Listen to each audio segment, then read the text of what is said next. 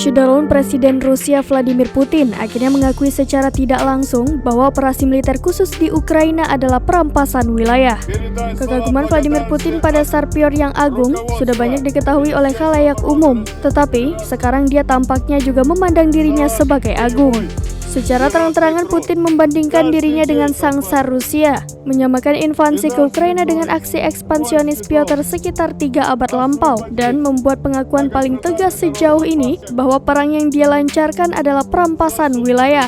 Ambisi membangun kekaisaran yang telah diperlihatkan Putin menjadi pertanda buruk bagi Ukraina dan membuat kesal negara-negara tetangganya yang lain, termasuk Estonia yang menyebut komentarnya sama sekali tidak bisa diterima. Komentar tersebut dilontarkan sang presiden Rusia saat menemui para ilmuwan dan wirausahawan muda.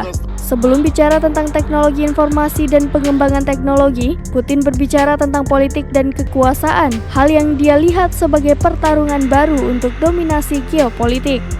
Dalam pidato itu, Putin menanyakan pada audiens bahwa Piotr yang agung adalah panutannya. Rezim Piotr menurutnya adalah bukti bahwa ekspansi Rusia membuatnya semakin kuat. Belakangan ini Putin sedang mengungkit-ngungkit masa lalu Rusia yang selalu dipilih dengan seksama supaya cocok dengan agendanya di masa kini. Beberapa bulan sebelum dia memerintahkan serangan ke Ukraina, Putin menulis sebuah esai panjang yang di dalamnya dirinya berargumen untuk menyangkal hak historis Ukraina untuk eksis. Ketika Rusia menginvasi Ukraina pada 24 Februari, Putin mengklaim bahwa itu sekedar operasi militer khusus yang terbatas pada wilayah Donbas di timur untuk mendenazifikasi Ukraina dan melemahkan hal yang dianggap sebagai ancaman bagi Rusia.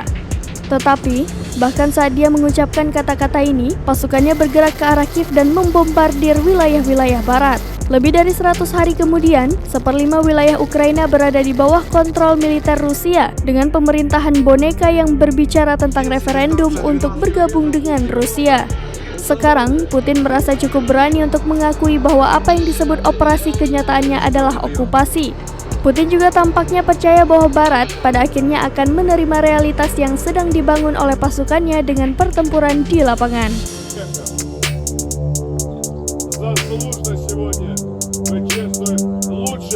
Наших сынов Отечества.